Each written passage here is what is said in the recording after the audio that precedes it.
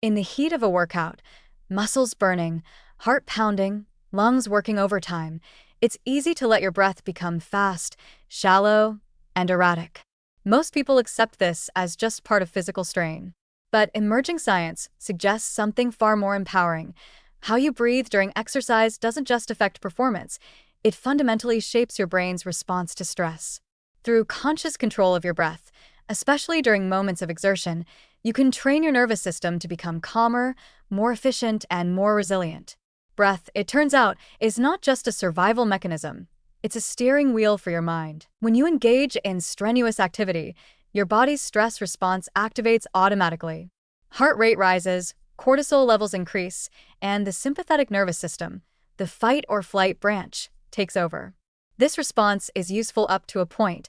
It mobilizes energy and focus. But if it stays elevated too long or becomes too intense, it leads to anxiety, poor recovery, and mental burnout. That's where controlled breathing becomes a game changer. Slow, deep breathing during exercise, especially during recovery intervals or high-effort movements, signals to the brain that the stress is manageable. It directly stimulates the parasympathetic nervous system, often referred to as the rest and digest mode. This activation counters the effects of panic breathing and sends a neurological message of safety. As a result, your brain begins to interpret physical strain not as a threat, but as a challenge you are equipped to handle. Over time, this retrains your internal stress thermostat. Physiologically, controlled breathing helps regulate carbon dioxide, CO2, and oxygen, O2, levels in a way that preserves energy and stabilizes the nervous system.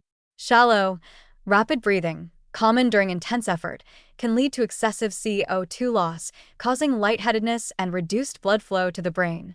In contrast, diaphragmatic breathing, slow, deep inhalations through the nose, full exhalations through the mouth or nose, helps maintain optimal CO2 levels, improving oxygen delivery to muscles and keeping your mind sharper, even under duress. From a neurological perspective, deep breathing enhances activity in the prefrontal cortex, the part of the brain responsible for decision-making, focus, and self-regulation, while decreasing activity in the amygdala, which governs fear and emotional reactivity.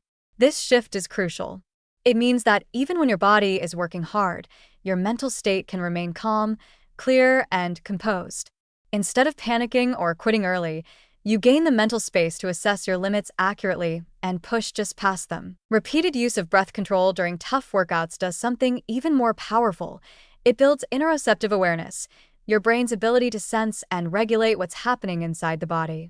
Athletes with strong interoceptive awareness tend to perform better, recover faster, and experience fewer mental blocks because they're in tune with their internal signals. They know when to rest, when to push, and how to stay mentally grounded even in high-stress conditions. Importantly, this skill carries over into daily life. If you've practiced breathing through effort in the gym, your brain becomes more adept at breathing through emotional strain outside of it. That uncomfortable conversation, that moment of overwhelm, that rising tide of anxiety, all become more manageable because your nervous system has rehearsed a calmer response. You've trained not just muscles, but your ability to stay composed in discomfort. Breathing techniques don't have to be elaborate to be effective. A few simple protocols, such as box breathing, inhale, hold, exhale, hold for equal counts, or resonance breathing, about 5 to 6 breaths per minute, can be practiced during warm-ups, rest periods, or even mid-effort in less intense exercises. Nasal breathing, in particular, can be a powerful way to increase CO2 tolerance and promote relaxation while maintaining performance. Ultimately, breath is the bridge between your physiology and psychology. It gives you real-time access to your internal state and allows you to reshape how your body and mind interpret stress. During exercise, this means more than just lasting longer. It means training your nervous system to stay grounded under pressure. Over time, with deliberate practice, you develop a deeper tolerance for effort, a calmer mind in motion, and a body that thrives even when pushed to its edge. In a world that often equates progress with pushing harder, breathing reminds us that the smartest gains come not just from force, but from control. And in that control lies a quieter, more sustainable kind of strength.